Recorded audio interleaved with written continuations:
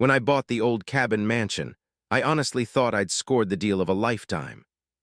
It was 150 years old, built in the 1870s, and had this creepy, elegant charm, like it came straight out of a ghost story and an HGTV dream show at the same time. It sat at the edge of a quiet, upper-class neighborhood called Maplewood Heights, where the lawns were trimmed by laser-guided sprinklers and the mailboxes cost more than my first car. Everyone in town thought I was crazy. "Why'd you buy that haunted wreck?" The realtor asked me with a polite but terrified smile, like she half expected the house to bite. "Because I saw something in it, potential, and maybe a little revenge. I'd spent years working boring jobs, watching other people live their dream lives. Now it was my turn. The house was cheap because it had structural issues and historical baggage. To me, that meant personality. I had no idea that the real baggage would come with a name tag, Karen. The first time I met her, I was hauling boxes out of my truck. It was a warm afternoon, and the house looked like it had been asleep for a century, sagging porch, cracked windows, ivy crawling up the stone walls like nature trying to reclaim it. I was sweating and smiling, imagining what it could be. Then I heard the sound of heels clacking on concrete, sharp, fast, deliberate, like judgment approaching. "Excuse me," a voice snapped. "What exactly do you think you're doing?" I turned. There she was. Mid-50s, blonde hair pulled back so tight it looked painful, oversized sunglasses, floral blouse that screamed I run the neighborhood. She had a clipboard in one hand and a small, trembling dog in the other, the kind that looks like it yells for a living. Hi," I said, wiping my hands on my jeans. "I just bought this place, starting renovations soon." Her lips twitched, as if the word renovations personally offended her. "This place," she said, with a little laugh that wasn't a laugh at all, "happens to be part of the Maplewood Heights Historic District, and we have very strict HOA rules." "Right," I said, "but I checked before buying. The property was technically outside the HOA boundary." She tilted her head, her eyes narrowing behind the sunglasses like a hawk spotting a field mouse.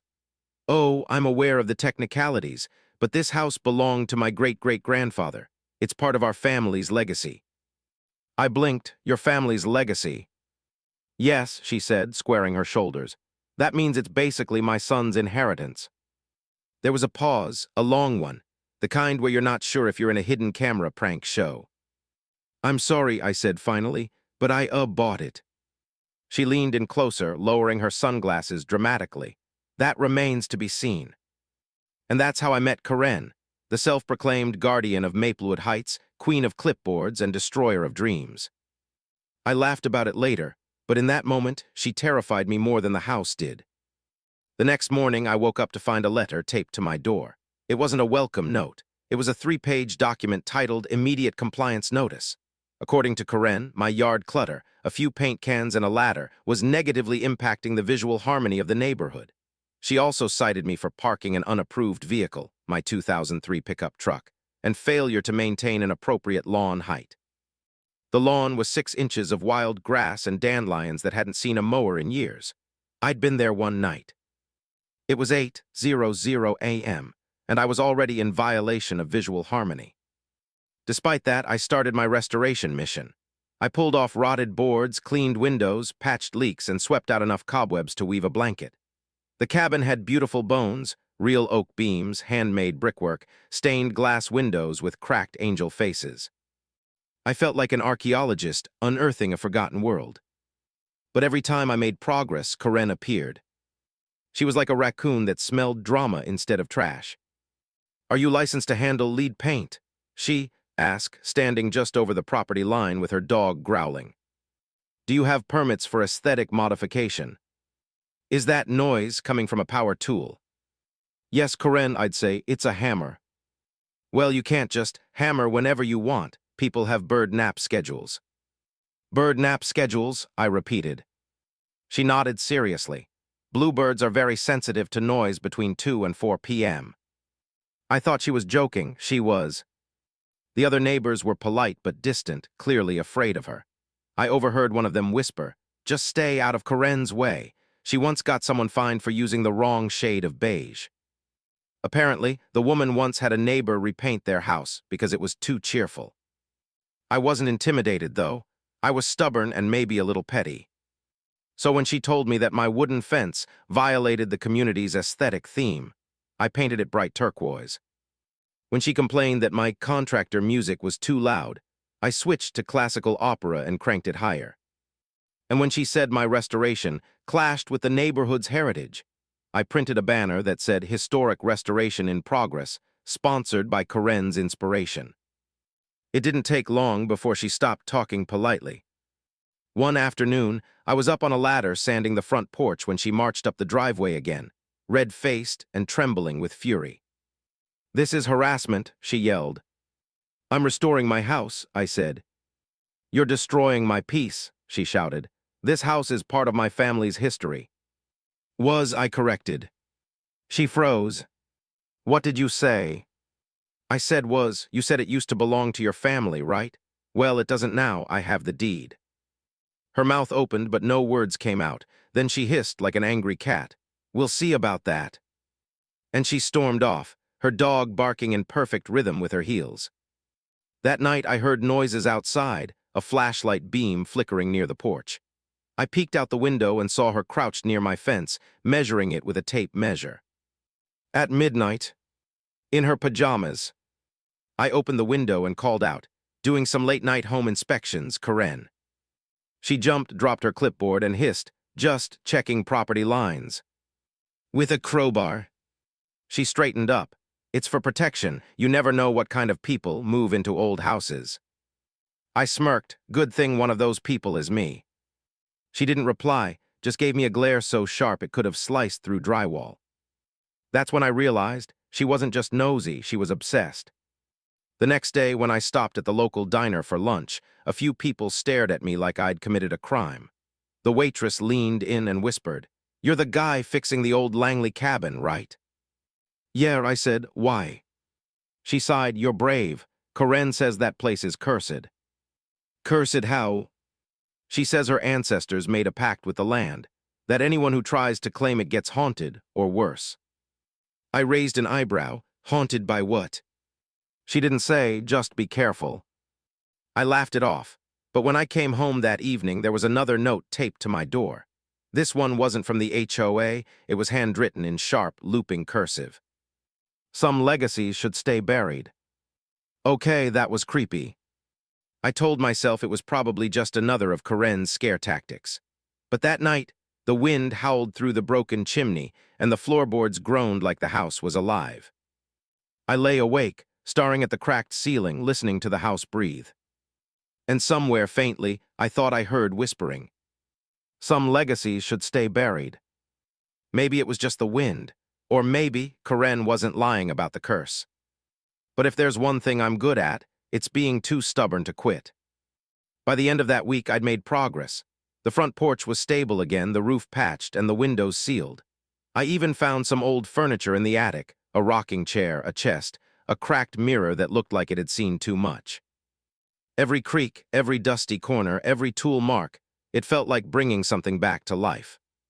And despite Corinne's constant presence, I started to fall in love with the place. One morning, I stood in the doorway, looking out over the misty yard, coffee in hand, paint on my shirt, and thought, yeah, this is going to be home. That's when her voice came again, sharp, unmistakable. "Excuse me." I turned. There she was again, this time holding a folder thick enough to be a legal case file. "I've contacted the city," she announced. "You'll be hearing from them soon." "For what now?" I asked. "For historical property violation, trespassing on ancestral land, and emotional damage to my family legacy." I nearly spit my coffee. Emotional damage.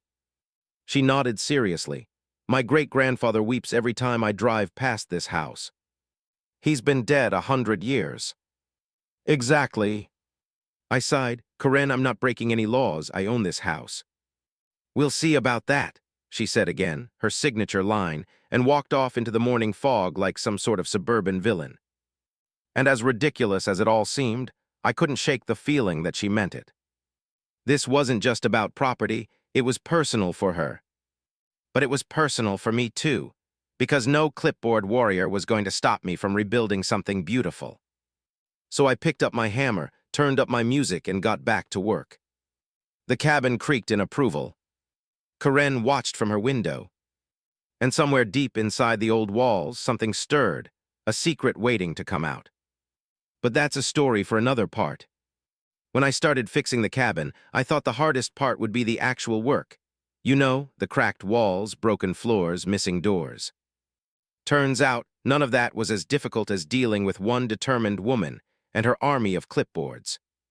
Still, I woke up early every day, ready to take on the chaos. The air inside the house always smelled like dust and history, old wood, forgotten stories, maybe a bit of mold. I liked it.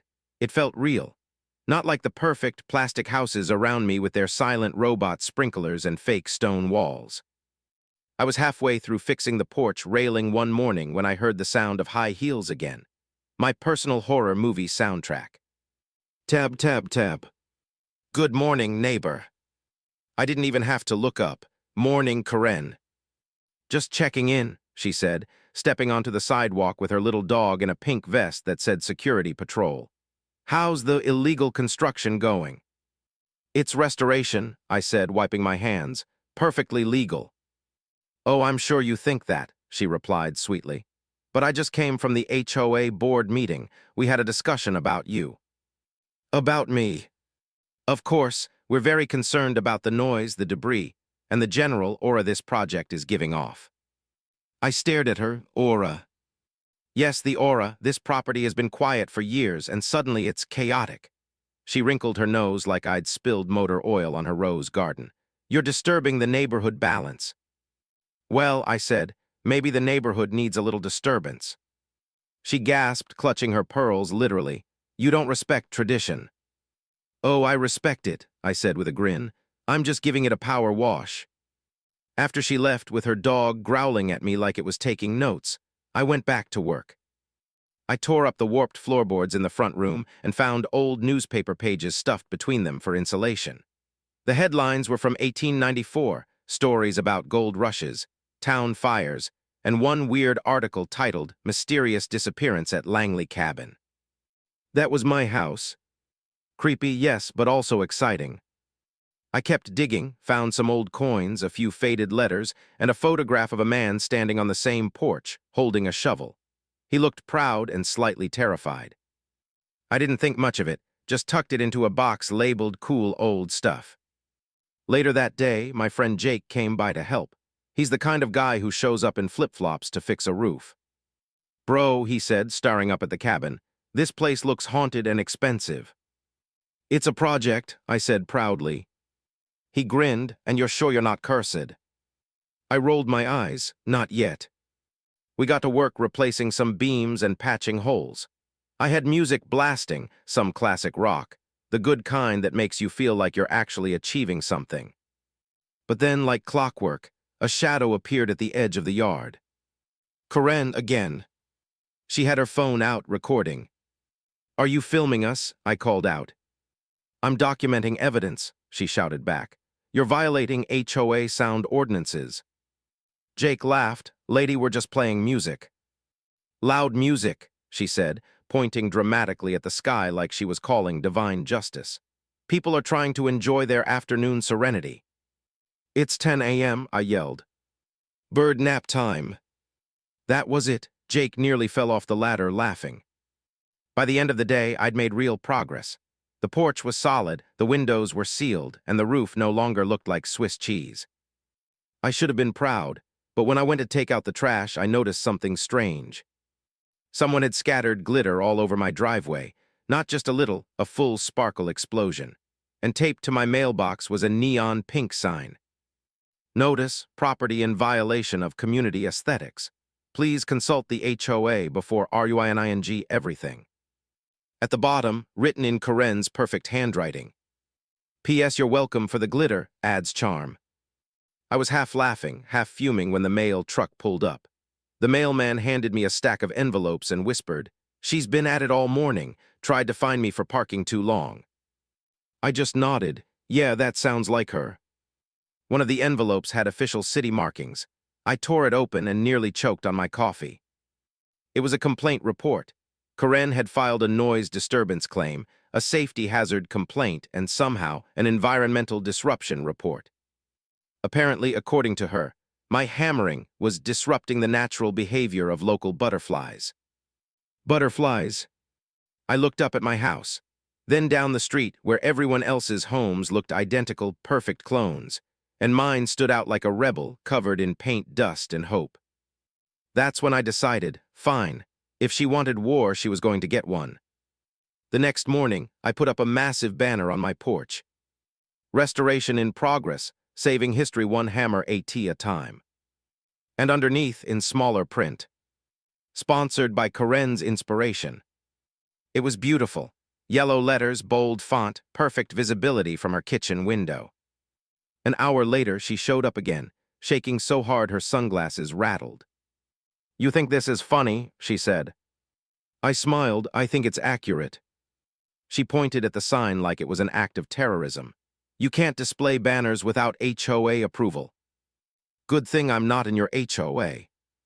Her jaw dropped. "That's debatable." "It's really not." She glared. "You're mocking me." "Little bit, yeah." For a second, I thought she might actually explode, just poof into a cloud of rage and perfume.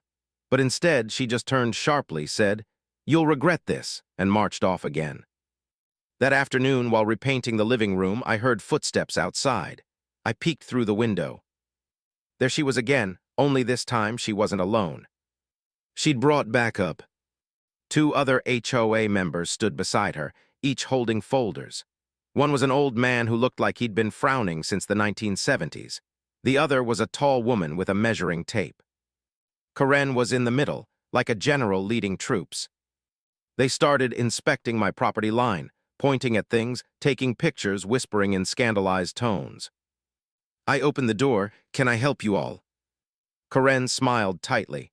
"We're conducting an unofficial community review." "Of what?" "Of you." "Right, you do realize you're trespassing, right?" She ignored that. "This fence is too tall," she said, gesturing with her ruler. "This door color doesn't match community guidelines, and your lighting fixtures are offensive." "My lighting fixtures? They're too bright. They're solar-powered." "Exactly." I took out my phone and started recording. "Okay, Karen, say hi to my lawyer." She froze. "What are you doing?" "Documenting evidence." Her eyes widened. "That's harassment." "Really? You're on my property." She opened her mouth, closed it, turned bright red, and marched off again.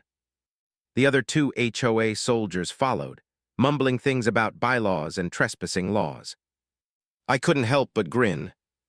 That night, after all that drama, I needed a break. I sat on the porch with a cold drink, staring at the stars through the trees. The place was starting to look alive again. I'd hung fairy lights, the porch smelled like fresh paint, and the creak of the old rocking chair felt oddly comforting. For the first time, I thought maybe it was worth it. Maybe I could really make this home. Then I heard a noise from the attic, a soft, dragging sound. I grabbed a flashlight and climbed up the ladder. The air was thick with dust. The beam of light caught something shiny in the corner, a brass lockbox wedged behind an old beam. I pulled it out, heart racing. The box was engraved with initials, EL, same as on the old letters I'd found earlier. When I opened it, there were yellowed papers and a small metal key inside. The top paper was a will.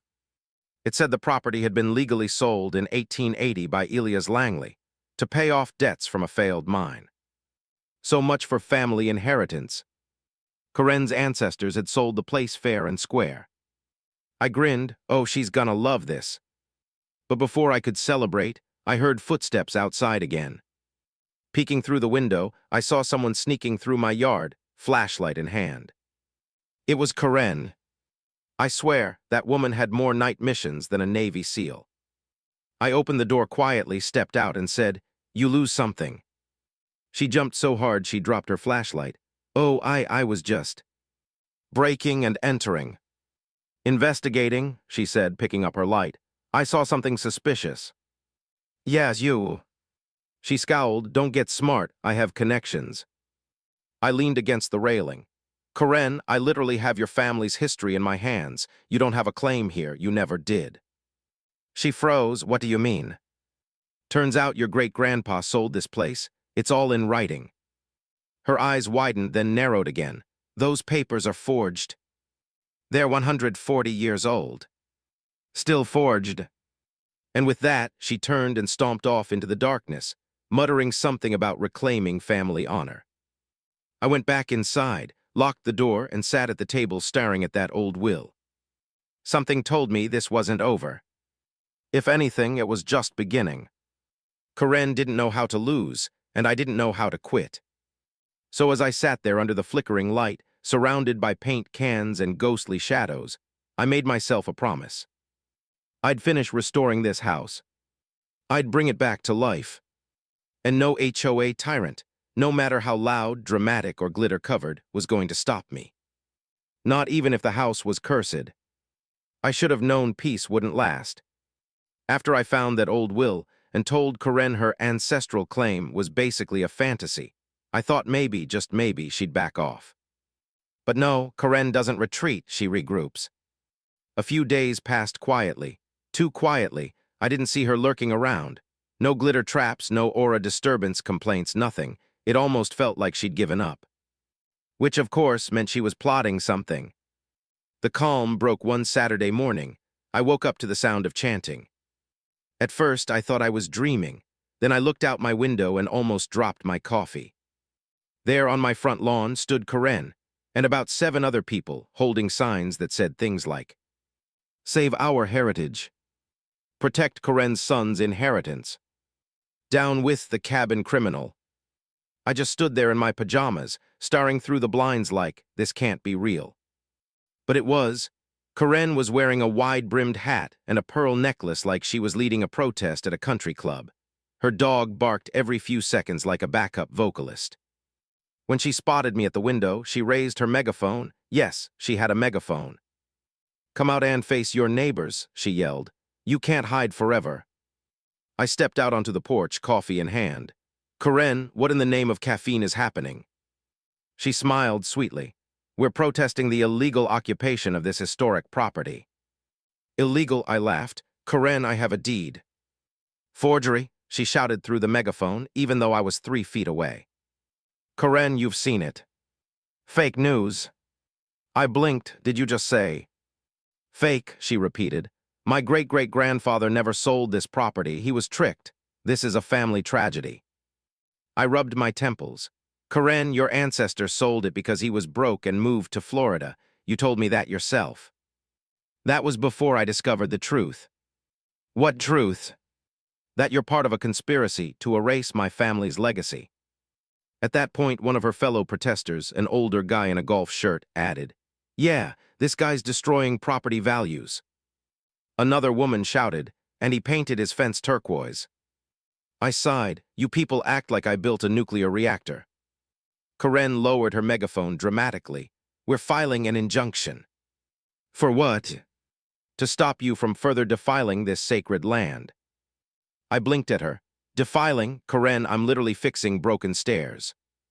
"History should remain untouched," she declared. "Then why are you wearing fake nails and bleached hair?" I shot back.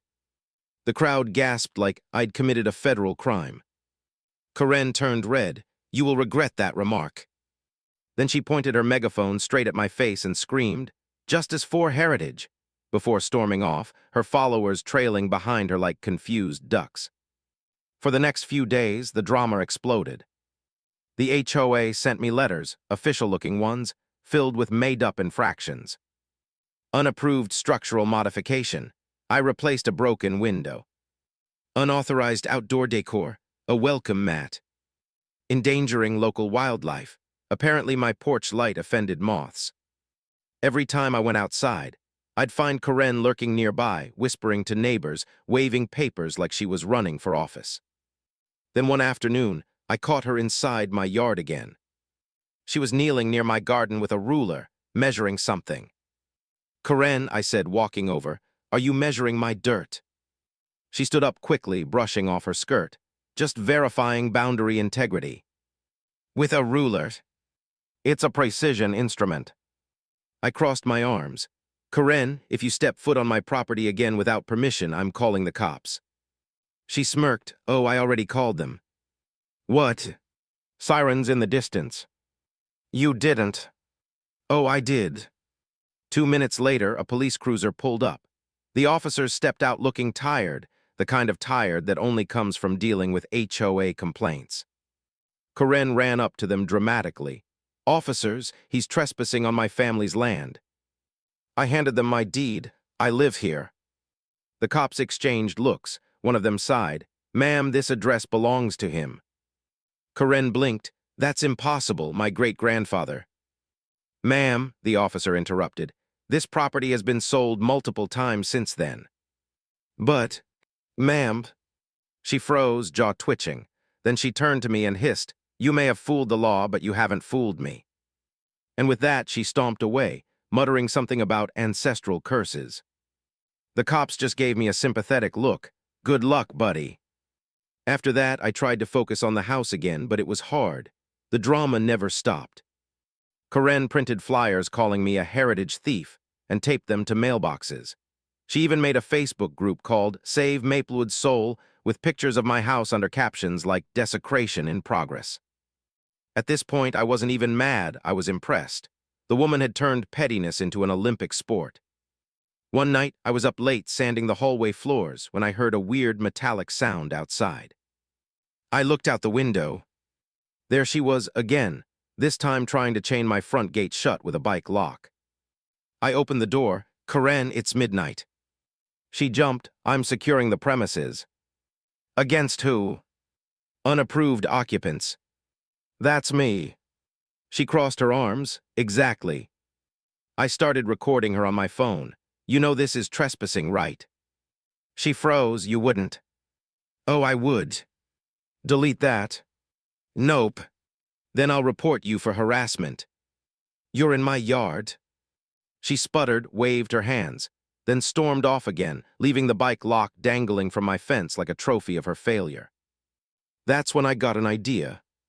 If she wanted to make this a public drama, fine, I'd give her a show. The next day, I announced the restoration reveal party on social media. I invited local reporters, neighbors, historians, anyone who'd ever rolled their eyes at Karen. I even called the Historical Society, who got excited and said they'd love to feature the renovation in their monthly newsletter. Karen found out within an hour. She stormed over, practically foaming at the mouth. "You can't host a public event without HOA approval." "I'm not in your HOA, remember," I said. "You're ruining the sanctity of this neighborhood." "Karen," I said calmly, "I'm saving a piece of history, something you said should remain untouched." Her eyes widened. "You wouldn't dare make a spectacle out of this." "Oh, I would. I already have catering." She gasped so loud the birds flew off the trees. The week leading up to the event was chaos. I worked nonstop finishing the details, sanding floors, polishing banisters, restoring the old fireplace. Every nail felt like a victory. Karen, meanwhile, doubled down. She started patrolling the street, stopping cars, warning people not to attend my illegal gathering. She even tried to hang a banner that said "Boycott the Cabin Criminal," but the wind tore it down in 10 minutes. I almost felt bad, almost. Finally, the day arrived. The yard was cleaned up, fairy lights hung, and the cabin glowed with new life. The wood shone golden under the afternoon sun. For once, I felt proud. This was no longer just a wreck. It was beautiful. People started arriving, neighbors, curious townsfolk, even a few reporters. Everyone marveled at the restoration. "This is incredible," one woman said. "You saved it." I smiled. "Took a lot of work and patience." Then, of course, the air shifted. You know that feeling when you can just sense Karen approaching. The temperature drops, birds stop singing, somewhere a car alarm goes off. Yeah, that. She appeared at the end of the street, wearing a vintage dress and carrying, I kid you not, a framed portrait of her great-grandfather. "Oh no," I muttered. She marched straight into the yard, pushing past the crowd. "This event is illegal," she yelled. "Karen, this is a celebration," I said. "A mockery." She pointed at the house. "That structure belongs to my bloodline." I sighed. "Karen, your bloodline sold it for gold coins and a mule 140 years ago." The crowd laughed. That's when she snapped. "I'll prove it," she shouted. "I have evidence." She pulled out a crumpled piece of paper, a photocopy of something that looked like a shopping list. "See proof." I squinted. That's a grocery receipt, Karen. The laughter got louder. She went red again. You'll all regret this, she screamed, waving the portrait like a sword. You've awoken the spirits of my ancestors. The portrait slipped from her hands, hit the ground, and cracked. Everyone gasped. Her dog barked. And then, as if the universe itself had perfect comedic timing, one of the reporters turned to her and said, Ma'am, I think the only spirit angry right now is yours. The crowd burst into laughter, cameras flashed, Karen turned purple. I'll sue, she screamed and stormed off into her car, tires screeching down the street. When she was gone, I took the mic, the Bluetooth speaker. Thanks for coming, everyone, I said, grinning. And thank you, Karen, for making this all so memorable. The crowd laughed and clapped. The Historical Society rep came up to me and said, You've preserved a real piece of history here. This will be a landmark. I looked at the cabin, warm light glowing through its windows, the wood shining like gold, and smiled. Maybe history wasn't about who owned it. Maybe it was about who cared enough to keep it alive. And me, I wasn't done yet. Karen might have lost the battle, but I knew she wasn't done fighting. And neither was I. After Karen's protest and public meltdown at my restoration party, I honestly thought I'd seen it all. I'd faced fake citations, glitter attacks, and late-night crowbar inspections. What else could possibly happen? Well, apparently, destiny had a sense of humor, because that old cabin still had secrets to spill.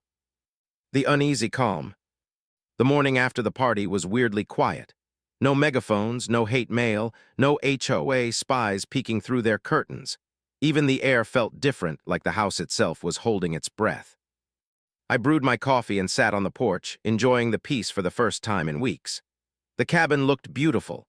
Sunlight bounced off the new windows, the fresh paint gleamed, and for once there wasn't a Karen in sight. But as I sipped, something caught my eye.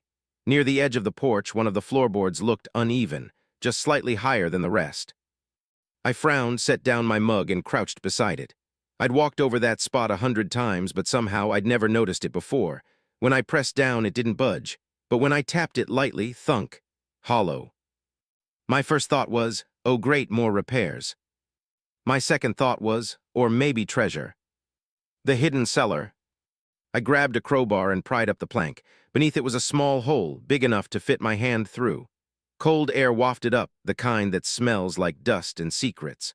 I widened the opening and shone a flashlight inside. There it was, a staircase, narrow and steep, descending into darkness. I just stared at it for a long moment, my brain arguing with itself. Smart me, nope, don't go down there. That's how horror movies start. Stubborn me, but what if it's gold? Guess which side won? I climbed down slowly, each step creaking like a warning. The air grew colder, heavy with the scent of earth and old wood. My flashlight beam bounced off stone walls and cobwebs. At the bottom, I found a small underground room, no bigger than a shed filled with shelves, old trunks, and broken tools. Dust coated everything. I wiped off one of the trunks and noticed initials carved into the lid. E.L., Elias Langley, the man who'd built this place. My heart thumped. I opened the trunk. Inside were old ledgers, letters, and a small wooden box wrapped in burlap. When I unwrapped it, my hands started shaking. Inside the box was a stack of gold coins. Real gold, heavy, shining, and covered in years of dirt. The discovery. For a moment, I just sat there, stunned. There was no way this was real. Hidden gold, actual treasure. This was the kind of thing you read about in history books, not find under your floorboards while drinking coffee. The letters in the trunk confirmed it. Elias Langley had been a prospector during the gold rush. He'd hidden his fortune beneath the house before he died. And judging by the dates, that was around the time his family, Karen's ancestors, sold the cabin to pay off debts. So technically, this wasn't her inheritance, it was mine now. But I knew one thing for sure. If Karen found out about this, she'd probably summon a small army or a ghost. The interruption. I climbed back up, covered in dust but grinning like a maniac. I set the coins on my kitchen table, took a few photos, and sat down to process what had just happened. That's when I heard it. Knock, knock, knock. Of course. I peeked through the window. Karen, clipboard in one hand, righteous fury in the other. She yelled through the door before I could even open it. "You're harboring stolen artifacts." I blinked. "What?" "Don't play dumb," she snapped. "I saw the light in your basement last night. You found something, didn't you?" "Karen, how do you know that?" "I have sources." "You mean binoculars?" "That's called vigilance." I sighed. "Fine, yes, I found something, old papers, historical stuff, nothing illegal." She squinted at me like a human lie detector. "I'll be the judge of that." Then, without waiting, she tried to push past me into the house. I blocked the door. "Absolutely not." She huffed. "You're hiding family property." "Karen, I'm hiding from you." Karen's meltdown. She stormed back down the steps, shouting, "I knew it. I knew you were after the Langley treasure." "Langley treasure?" I repeated. "You didn't even know there was one." Her dog barked at me like it agreed with her. "I've studied our family's history," she said dramatically. "Elias Langley was my great-great-great-grandfather, and his fortune belongs to his descendants, meaning me. Karen, your family sold this property and everything in it a century and a half ago. That sale was fraudulent." I laughed. "You can't just say that every time you lose an argument." She raised a finger. "We'll see what the authorities have to say about that." And off she marched again, probably to call her lawyer or the mayor or the FBI. The police visit. Sure enough, a few hours later, a police cruiser pulled into my driveway. The officer stepped out, looking like a man who'd been dragged into too many HOA disputes. "Sir," he said, "we got a report of stolen property, specifically historical artifacts and possible gold." I sighed. "Let me guess, Karen." He nodded. "The lady with the clipboard." "Yep, that's her." I invited him in, showed him the gold and documents, and explained everything. He examined the papers and nodded slowly. "Well, these look authentic, but from what I can tell, this all belongs to you now. The property and everything found on it is legally yours."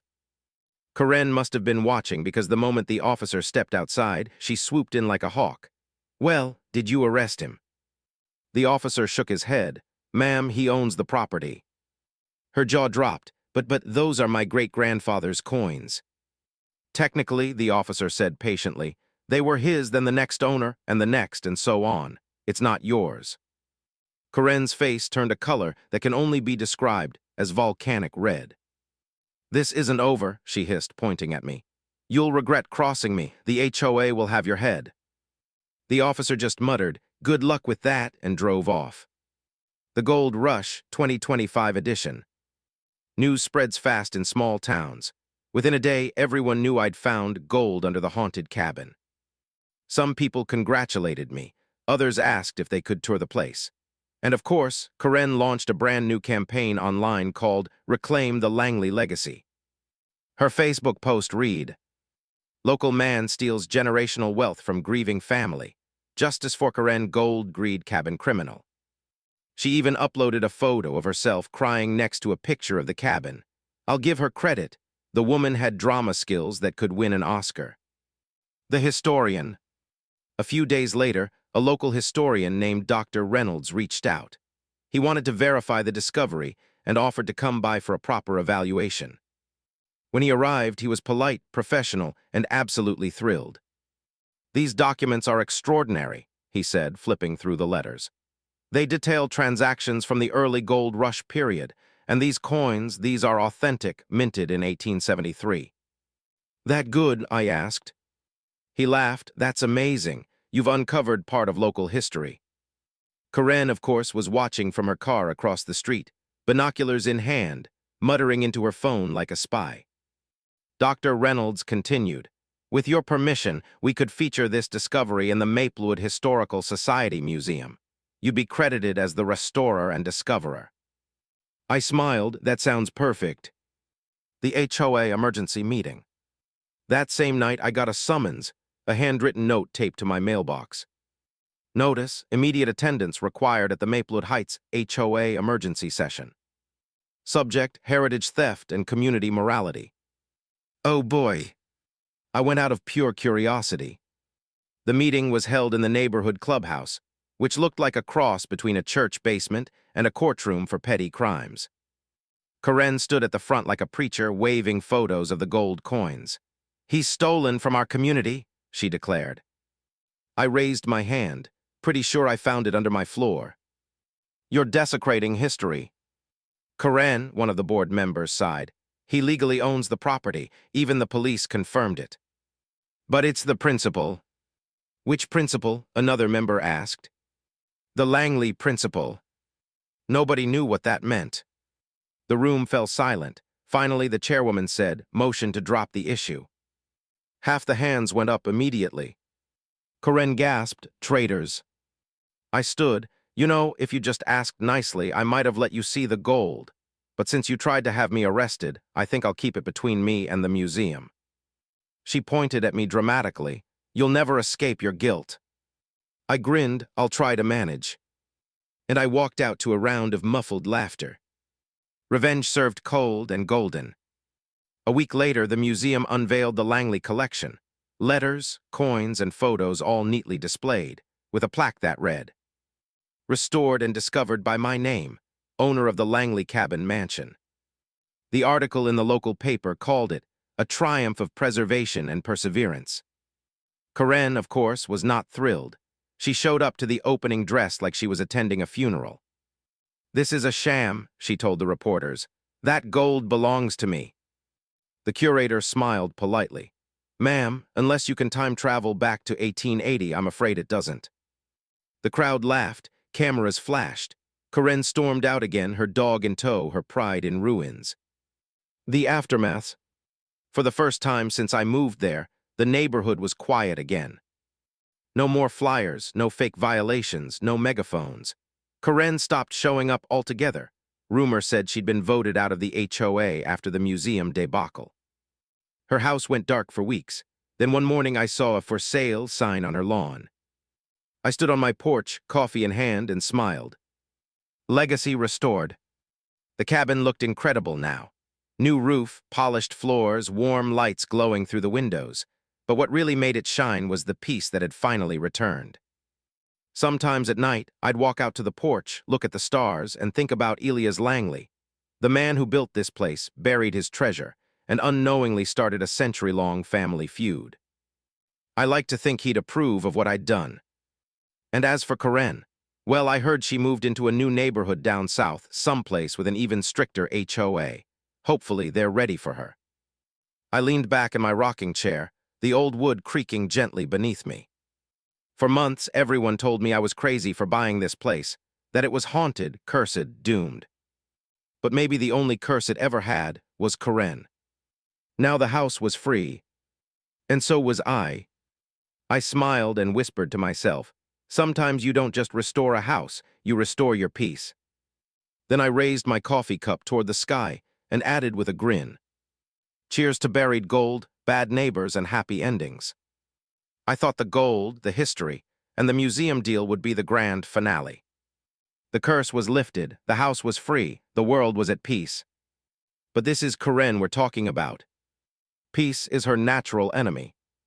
The return of the clipboard. It started 3 weeks after the museum opening. I was repainting the kitchen when I noticed a shadow at the window. My stomach dropped. No way. I peeked outside, and there she was, clipboard in hand, wearing oversized sunglasses and a hat big enough to shade a small country. I opened the door slowly. "Karen, you moved." She smiled too sweetly. "I'm back temporarily." Temporarily. Yes, I still have unfinished business. Of course she did. Her little dog barked like a squeaky toy of doom. "I just came to inform you," she said, "that the HOA board is reinstating an investigation into your property conduct." I laughed. "Karen, you were voted out of the HOA." She sniffed. "That's what they think. I'm still their moral compass. More like their horror story." She ignored that. "Also, your new mailbox doesn't meet neighborhood standards." "It's shaped like a little cabin," I said. "It's cute." "It's offensive." "To who? The mail?" She gave me a cold smile. "You'll regret mocking me again." And with that, she turned and walked off like a villain, exiting a soap opera. The plot thickens. The next few days were suspiciously strange. Random inspectors started showing up. City code officers, sanitation staff, even a fire safety guy who looked confused to be there. Someone filed reports, one of them said, about possible illegal renovations, unsafe lighting, and ghost storage. Ghost storage, I repeated. He shrugged, don't ask me, man. I didn't need to, I already knew who filed it. Karen was back on her crusade, and she was going all in. The breaking point. I tried to laugh it off, but the harassment didn't stop. One morning I found a bright orange stop work order slapped on my front door. It claimed I'd been doing unlicensed construction. Except I hadn't touched a hammer in 2 weeks. I called the city office. The woman on the line sighed like she'd been expecting my call. Oh, that again? Yeah, that's from a Ms. Karen Densley. She's filed 4 of those this month on random houses. 4? Yup, we're pretty sure she thinks she runs your neighborhood.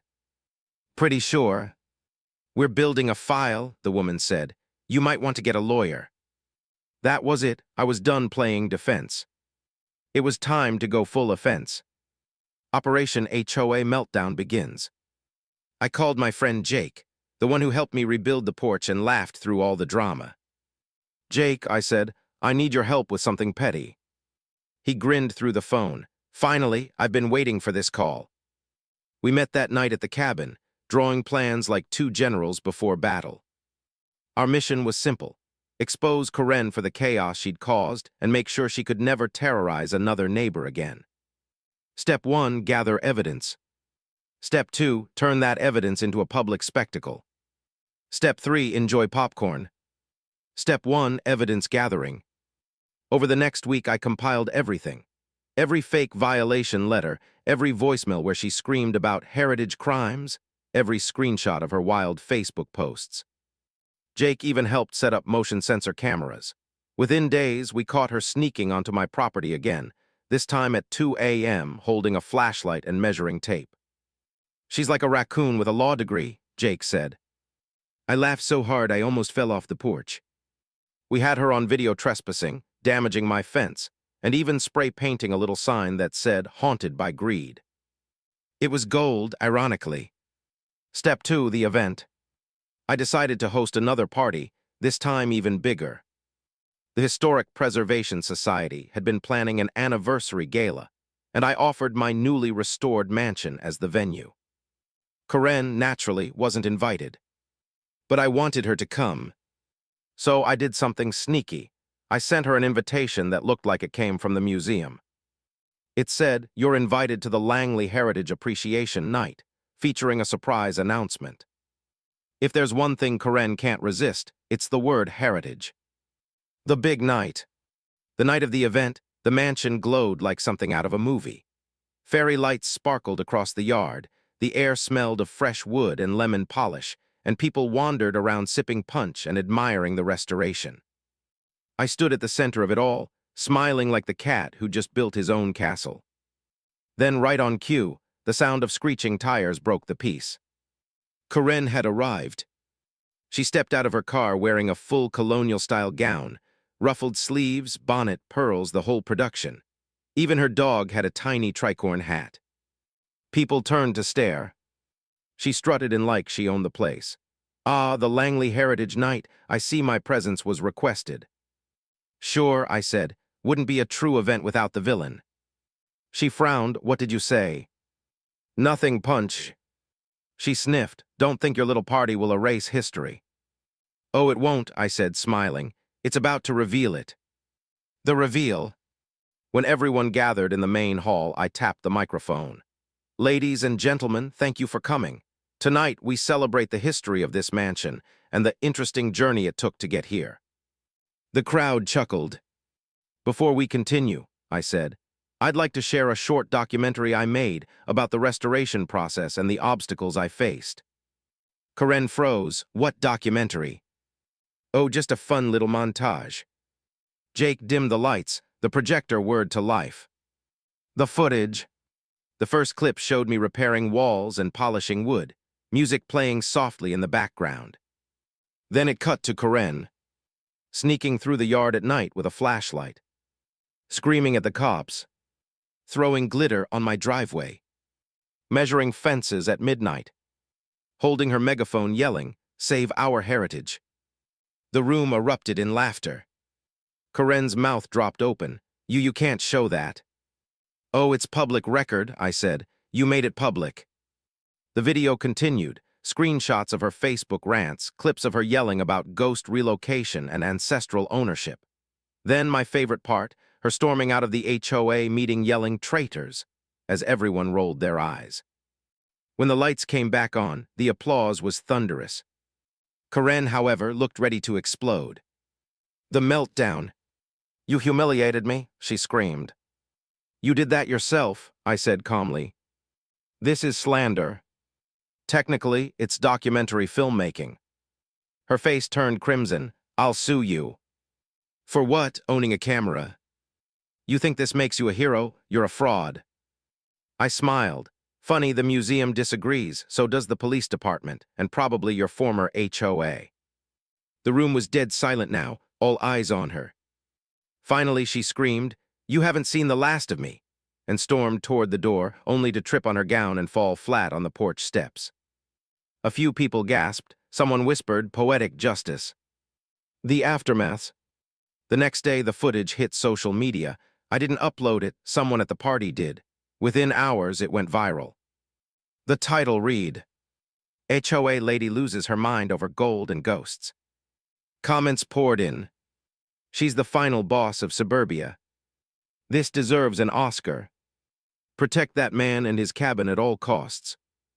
By evening, local news had picked it up. They called it the Maplewood Meltdown. Karen tried to defend herself online, claiming it was all deepfake footage.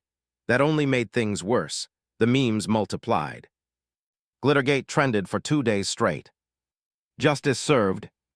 The fallout was glorious. The HOA board officially banned Karen from holding any leadership position ever again. The city fined her for filing false reports and trespassing. Even better, the museum issued a public statement thanking me for protecting historical truth in the face of harassment. Meanwhile, Karen deleted her social media accounts and vanished from public view. Rumor said she moved in with her sister across town, where she immediately started complaining about mailbox heights. Classic Karen. The sweet victory. 1 week later, the Historical Society sent me a plaque. Preservation Award for Outstanding Restoration and Community Courage. They even threw in a small gold-colored hammer engraved with, "Keep building no matter the Karens." I hung it on the wall above the fireplace. That night, as the sun dipped behind the trees, I sat on my porch with Jake. "Man," he said, sipping his beer, "you really did it. You beat the final boss." I laughed. "Yeah, I guess I did." We sat in comfortable silence for a while. Fireflies danced over the grass. The cabin glowed softly behind us. Then Jake said, "So what's next?" I looked at the sky, thinking about everything. The chaos, the noise, the glitter bombs, the buried gold, and the wild journey that brought me here. "I think I'm finally done fighting," I said. "This house is finished. The ghosts are gone, even the living ones." He chuckled. "You mean Karen?" "Especially Karen." Full circle. A few days later, I got a letter in the mail. No return address, but the handwriting was unmistakable, perfect, looping cursive. I opened it carefully. "Dear thief, you may have won this round, but history never forgets. Karen." I laughed out loud and tacked it to the wall beside my preservation plaque. "Let history remember it all," I said. "I've got the receipts." Epilogue, peace at last. Weeks passed, life became normal again. No more drama, no more megaphones, no more mysterious complaints about disrupting bird nap schedules. Just quiet mornings, creaky floors, and coffee on the porch. Sometimes I'd hear the wind whisper through the trees, like the house itself was finally exhaling. I'd look at the cabin and feel proud, not just because I restored it, but because I survived her. This house had endured 150 years of storms, decay, and chaos. It had been forgotten, sold, cursed, and nearly destroyed. And still it stood. Just like me. I leaned back in the rocking chair, the golden plaque glinting behind me, and whispered to myself, "Sometimes justice isn't loud, it's just quiet peace." Then I smiled and added, "And sometimes it's caught on video." For a while after the whole Maplewood meltdown, life was peaceful again. Too peaceful. No knocks on my door, no glitter in the driveway, no mysterious HOA citations taped to my fence. The world was finally quiet, and for the first time since I'd bought this place, I actually started to relax. I slept in, I cooked, I even read books instead of threat letters. It felt strange. Good strange. But I've learned one thing about Karen: she's like mold. She always comes back when you least expect it. The first sign. It started with a rumor. I was at the local diner one morning, having pancakes and minding my own business, when the waitress leaned over my table. "You heard about Karen?" she whispered. I froze mid-bite. What about her? "They say she's suing the HOA. I nearly choked on syrup. Suing the HOA for what? For emotional distress. Claims she was bullied out of leadership and betrayed by cowards. I laughed so hard I almost spilled my coffee. That woman has more lawsuits than I have nails in my floorboards. The waitress smirked. She's been on the news again too, tried to give a speech about community corruption, got booed out of City Hall. Oh, that tracks. Apparently, the legend of HOA Karen was spreading faster than gossip at a church picnic. And that was just the beginning. The interview. A week later, I got a call from a local news reporter. "Hi, this is Channel 7, the woman said. "We're doing a follow-up piece on the Maplewood incident. Mind if we drop by?" I hesitated. "Depends. Are you going to ask me about the ghosts or the glitter?" She laughed. "Both." A few days later, the camera crew came by. They filmed the cabin, the restored rooms, and even me talking about the history and the restoration process. Then they asked the golden question. What was it like dealing with Karen? I couldn't help but grin. Imagine trying to fix a house while a tornado argues with you about paint color, I said. The crew burst out laughing. That clip made it into the final broadcast. When the segment aired, the internet loved it. People started calling me the cabin guy. But Karen, she didn't love it. The backlash. A few nights later, I was watching TV when my phone buzzed with a new message. It was from an unknown number. "You think you're funny? You've ruined my life." I sighed. "Hello again, Karen." She didn't stop there. More texts followed. "You'll regret this. The world will know the truth. Enjoy your fame while it lasts." I blocked the number, but something told me she wasn't done. The public downfall. It didn't take long for things to turn ugly, for her, not me. Someone leaked the footage of her ranting during the city meeting. She was screaming about ancestral rights and accusing the mayor of stealing from her bloodline. It went viral again. Memes exploded all over the internet. When you lose your HOA crown. Heritage but make it hostile. Karen's Revenge, the sequel no one asked for. She became a local celebrity for all the wrong reasons.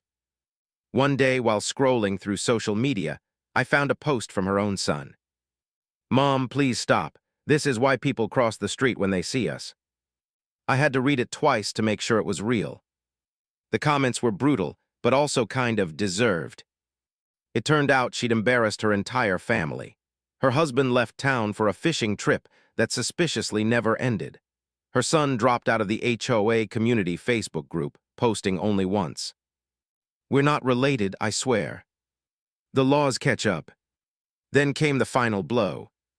I was having dinner one night when Jake called me, laughing so hard he could barely breathe. "Bro, you're gonna love this," he said. "Check the local news site." The headline read, "Former HOA president arrested for filing false reports and harassment." My jaw hit the floor. According to the article, Karen had filed over 37 fake complaints to the city, not just about me, but about half the neighborhood. Noise complaints, landscaping violations, one report claiming suspicious ghost activity. The city had finally had enough. They fined her thousands of dollars and banned her from any neighborhood board for life. I couldn't believe it. The Karen empire had fallen. The unexpected visit. A few days later, I was on the porch reading when I heard soft footsteps. I looked up and froze. Karen was standing at the edge of my yard. No sunglasses, no clipboard, no dog, just her. She looked tired, smaller somehow. For a long moment, neither of us said anything. Finally, she sighed, "You ruined me." I set my book down. "You ruined yourself." Her eyes flashed. "You think you're a hero, don't you?" "No," I said quietly. "Just a guy who wanted to fix a house." She laughed bitterly. "I lost everything because of you." I stood up. "Karen, you lost everything because you couldn't stop fighting ghosts, even the ones that weren't real." She looked away, blinking fast. For the first time, she didn't look angry, just lost. "I thought," she started, then stopped. "I thought I was protecting something important." "You were protecting your pride," I said, "not history." She didn't argue, just turned around and walked away slowly down the cracked sidewalk she used to patrol like a queen. And for once I didn't feel angry or smug, I just felt done. The aftermath. A month passed. Karen's house went up for sale. No one wanted it at first, too much drama attached. But eventually a young couple bought it. They were sweet, quiet people who planted sunflowers in the yard and waved every morning. The neighborhood changed too. People smiled more. The HOA stopped being a dictatorship and became something normal: bake sales, community picnics, that sort of thing. Sometimes I'd hear whispers about the incident, but mostly, folks just wanted to move on. The best part, the cabin was now officially listed as a historical landmark. A little bronze plaque by the gate read, "The Langley Cabin Mansion, restored by my name." A symbol of preservation, patience, and perseverance. Every time I walked past it, I smiled. The TV offer. One morning, I got a call from a production company. They wanted to make a short documentary about the restoration, the cabin that survived the HOA war. At first, I thought it was a prank, but no, they were serious.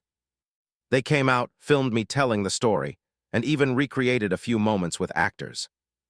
The guy they hired to play me was way too handsome, but I didn't complain. When the episode aired, people loved it. Comments flooded in. "This man is my spirit animal. Justice tastes like coffee on a porch. Protect him from all future Karens." The documentary went viral again, and the cabin, it became a tourist stop. People took selfies outside, posing under the plaque. I had to put up a small sign. "Yes, this is the cabin. No, Karen doesn't live here anymore." A letter from the past. A few weeks later, the mailman handed me an envelope. No return address again, but this time the handwriting wasn't Karen's usual perfect loops. It was shakier, older. I opened it. To the man who restored what we lost. My great-great-grandfather was Elias Langley. "I've seen what you've done with his home.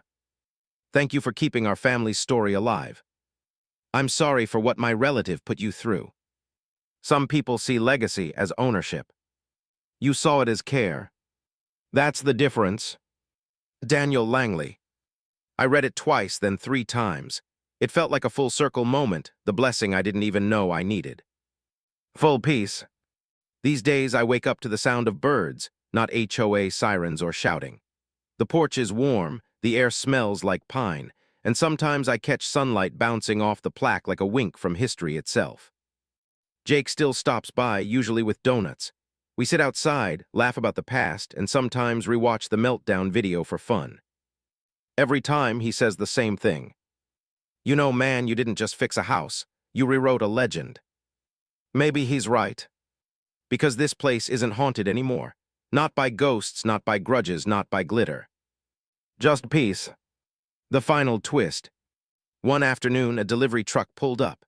The driver handed me a box labeled "From Maplewood HOA." Inside was a letter and a small trophy, shaped like a golden house. "To our most resilient resident. Thank you for reminding us what community really means." The new Maplewood Heights HOA board. I laughed until my stomach hurt. A golden house trophy from the same organization that once tried to fine me for bird naps. But I set it proudly on my mantle anyway.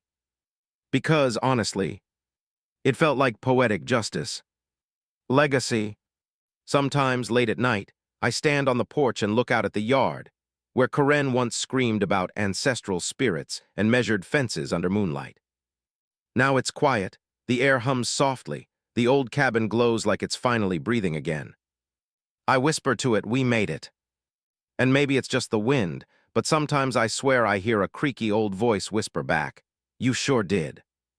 Final thoughts. It's funny how life works. You think you're buying an old house, but what you're really getting is a test. A test of patience, courage, and just how much nonsense you can handle before losing your mind. I learned that justice doesn't always come through courts or cops. Sometimes it comes through time and a well-timed video montage. Karen got what she deserved. I got what I worked for. And the cabin, it got a second life. As for me, I finally learned the real secret to happiness. Don't fight ghosts, don't argue with Karens, and never ever underestimate the power of a hammer, a camera, and a good sense of humor. I took one last sip of coffee, feeling the cool breeze on my face, and smiled. Sometimes, I whispered, revenge doesn't need to be loud, it just needs to look this good. The house creaked softly in agreement. It's strange how quiet feels different when you've earned it. For the first time in what felt like forever, the silence around the old cabin wasn't heavy anymore. It was peaceful. No more shouting. No more clipboards. No more heritage violations. Just me, the creak of the porch, and the sound of wind sliding through the trees. The cabin mansion stood tall now, strong, proud, and alive. The wood glowed in the sunlight like honey, and the air smelled of pine and old stories. Every morning when I walked out with my mug of coffee, I couldn't help smiling. It was more than just a house. It was proof. Proof that I hadn't lost my mind when I chose to buy it. Proof that persistence beats pettiness. And maybe proof that karma takes its sweet time, but it never forgets. The house that fought back. I still remember how it looked that first day, broken porch, shattered glass, roof half gone. Everyone said it was cursed. Now it looked like something out of a magazine spread. Tourists sometimes stopped by after visiting the museum. They'd take pictures at the gate, whispering, "That's the cabin guy." I never minded. I'd wave, sometimes even give quick tour. The kids loved the secret gold story, though I always left out the part about the woman with the megaphone and the glitter bombs. Inside, the air smelled of cedar and old coffee. The floors were polished smooth, the old fireplace worked again, and a framed copy of the Langley Cabin Historical Landmark Certificate hung proudly near the door. And right beside it, my favorite part, the photo of Elias Langley himself, the original builder, smiling faintly from 150 years ago. Sometimes I'd talk to him. "Hey, Elias," I'd say, "we did it." The walls would creak softly, like they were agreeing. Peaceful days. Life after Karen's downfall moved slowly, and I liked it that way. Mornings were for coffee and quiet. Afternoons for small repairs or a walk into town. Evenings for sitting on the porch and watching the sky change colors. Jake still dropped by every now and then. He'd joke, "Man, if this house ever starts talking, it better say thank you." "Trust me," I'd reply, "it already does." He'd grin, still haunted. "Only by good memories now." The HOA apology. One morning, a letter arrived with a fancy gold seal. MAPLEWOOD, HEIGHTS, HOMEOWNERS Association. For a second, my stomach twisted, old reflex. But this time, it wasn't a complaint. It was an apology. "Dear Mr. My name. On behalf of the newly elected HOA board, we would like to formally apologize for the previous administration's actions and for the difficulties you endured during your restoration project. Your work has brought pride to our community. The Langley Cabin Mansion stands as a reminder that patience, passion, and respect for history can outlast even the loudest critics. We are honored to name you an honorary member of the Historical Committee." I laughed so hard I nearly spilled my coffee. Karen once tried to kick me out of this neighborhood, and now they were asking me to join their committee. Talk about poetic justice. The new neighbor. A few weeks later, the empty house across the street, the one Karen used to rule from, finally got new owners. A young couple with a baby and a golden retriever.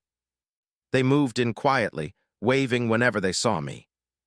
The first weekend, the husband came over holding a plate of cookies. "Hi, heard you're the guy who fixed the haunted house." "Guilty," I said, laughing. "We read about it online," he said.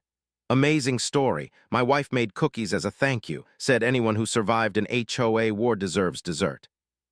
I took the cookies with a grin. You two are already my favorite neighbors. A visit from history. One afternoon, as the sun was setting, a car pulled up near the gate. An elderly man stepped out, tall and thin, wearing a neat gray suit. He looked around slowly, eyes full of nostalgia. "Can I help you?" I asked. He smiled.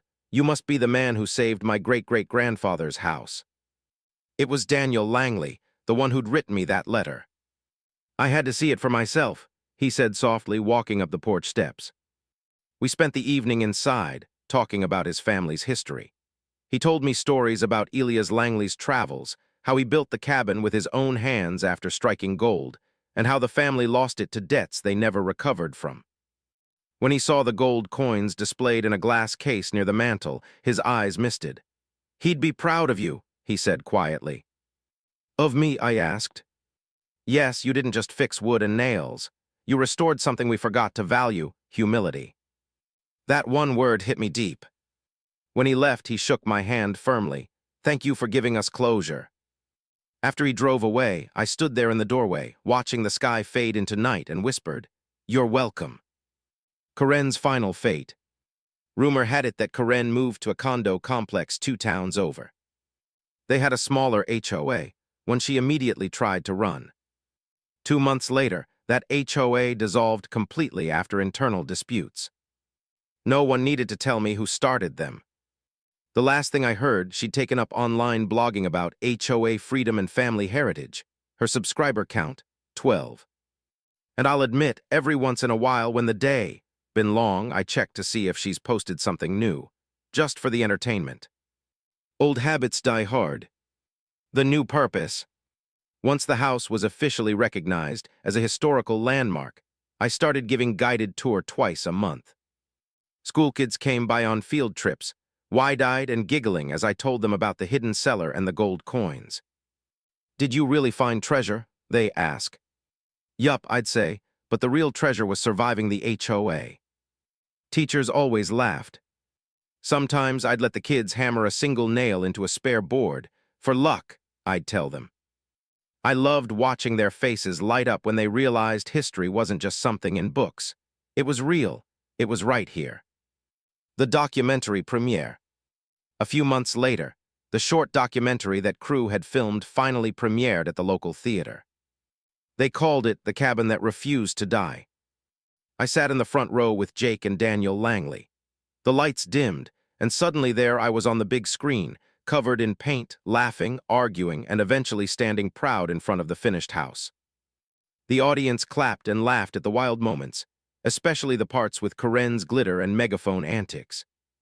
But when it ended, when the credits rolled over the image of the restored cabin shining in golden sunset light, the room was quiet. People stood up and clapped, not because it was flashy, but because it meant something.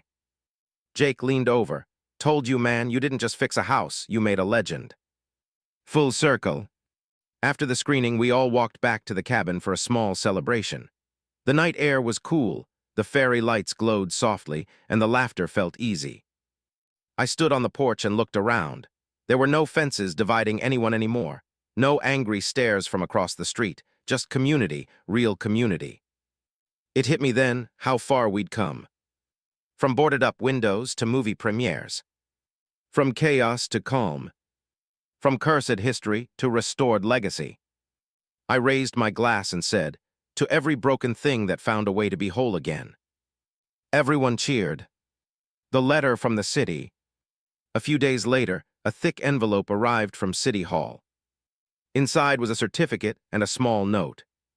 "Congratulations. The Langley Cabin Mansion is now officially listed as a National Heritage Site." My jaw dropped. That was more than I ever dreamed of. The city had recognized the work, the struggle, and the story behind it all. And just like that, the house that once stood forgotten became a symbol of resilience for the whole town. Reflection. Some nights I still hear faint creaks and whispers in the walls. Not spooky, just familiar, like the house is telling me it remembers everything. Sometimes I imagine Elias Langley's ghost walking through the halls, smiling at the new life his home found. Other times, I imagine Karen's ghost outside the fence, measuring the air and muttering about historical inaccuracies. Either way, it makes me laugh. But mostly, it reminds me how far I've come.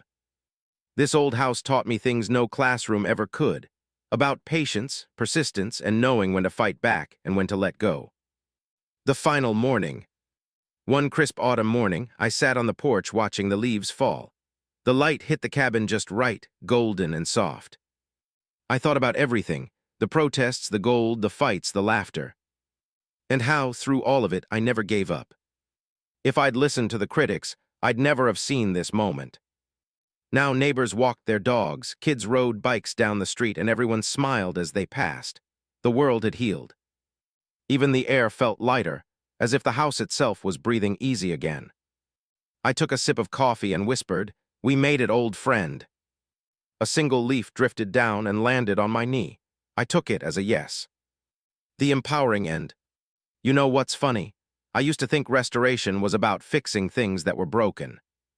Now I know it's about refusing to let something beautiful stay buried, whether it's a house, a dream, or a piece of yourself. That's what this place did for me. It reminded me that resilience is louder than any HOA complaint. I didn't just restore a mansion. I restored my faith in starting over. So if anyone ever tells you you're crazy for chasing something old, something difficult, something everyone else gave up on, don't listen. Because sometimes, the broken things are waiting for you to bring them back to life. The sun dipped lower, turning the sky orange and gold. The cabin glowed one last time before dusk settled in. I smiled, raised my mug, and said the final words I'd earned the right to say. I didn't just restore a mansion. I rebuilt peace. And that's worth more than gold. The house creaked softly in agreement. And this time I knew it wasn't the wind.